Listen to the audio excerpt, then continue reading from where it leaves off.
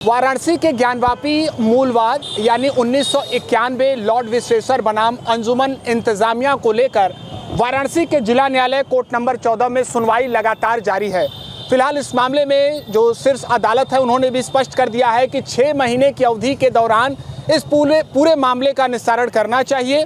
और हमारे साथ वाद मित्र विजय शंकर रस्तोगी जी हैं, हम उनसे बात करेंगे। सुनवाई लगातार जारी है, क्या चल रहा है अदालत में इसको लेकर? तो स्पष्ट कर दिया गया था कि 6 महीने की अवधि में पूरी कर ली जाए, अभी क्या अपडेट है?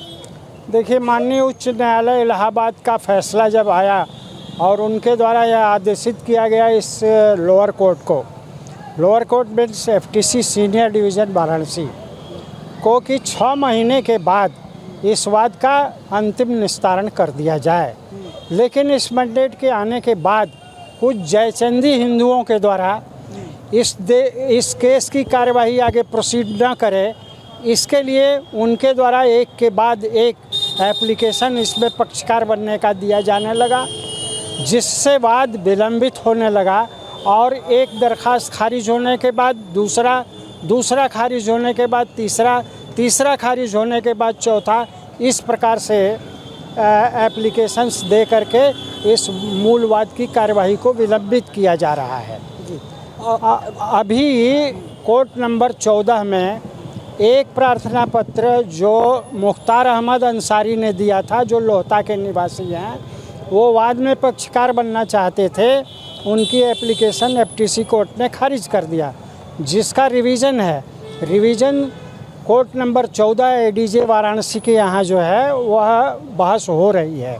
मैंने उसमें दृष्टांत दिया, उनके द्वारा यह कहा गया कि ये वक्फ संपत्ति है। मैंने उससे इनकार किया कि ये वक्फ हो नहीं सकता, क्योंकि वंस टेम्पल ऑलवेज टेम्पल। अगर पहले टेम्पल था तो उसके स्थान पर वक्फ मस्जिद हो ही नहीं सकती, यह मुस्लिम लॉ वर्जित करता है।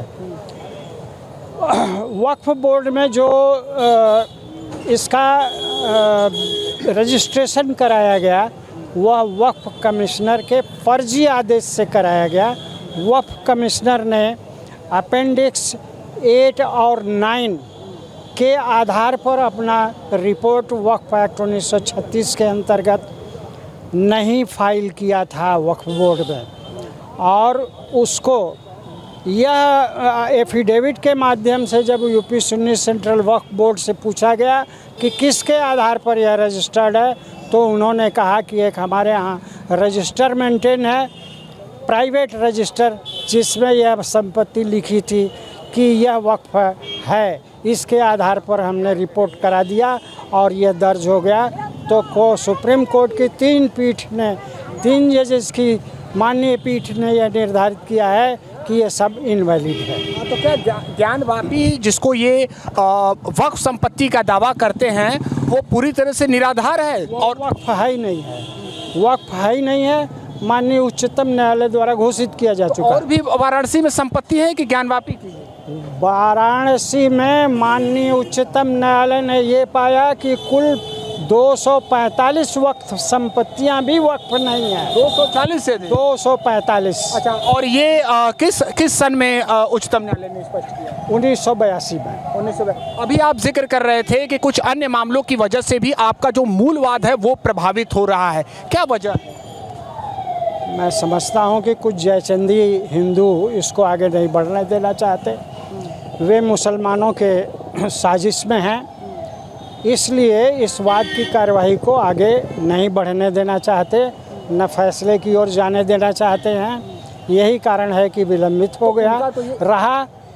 यह मैं दावे के साथ कहता हूं कि यह उनकी कुत्सित मानसिकता प्रभावी नहीं रहेगी और सारे एप्लीकेशंस खारिज हो रहे हैं और सभी खारिज हो जाएंगे। उनका तो ये कहना है कि हम चाहते हैं कि भगवान विश्वनाथ का भव्य मंदिर बने, हम जल्दी मामलों का निस्तारण करना चाहते हैं, इसीलिए हम शीर्ष अदालत में लेकर मामला जा रहे हैं। ये सब उनका गलत है और वे छद्म हिंदू के रूप में ऐसा सब कार्य करके मामले को विलंबित करना चाहते हैं। मामला सुप्रीम कोर्ट में डिसाइड होगा पहले या लोअर कोर्ट में डिसाइड होगा?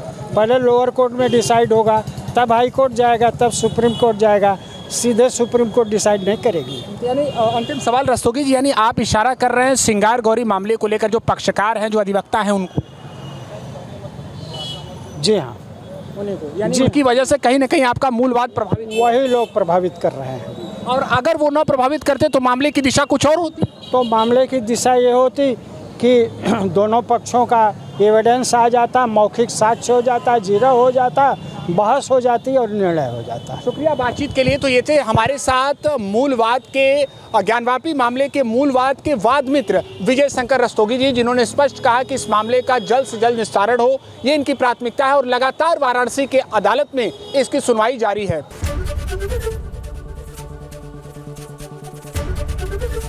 एबीपी गंगा, खबर आपकी, जुबान आपकी।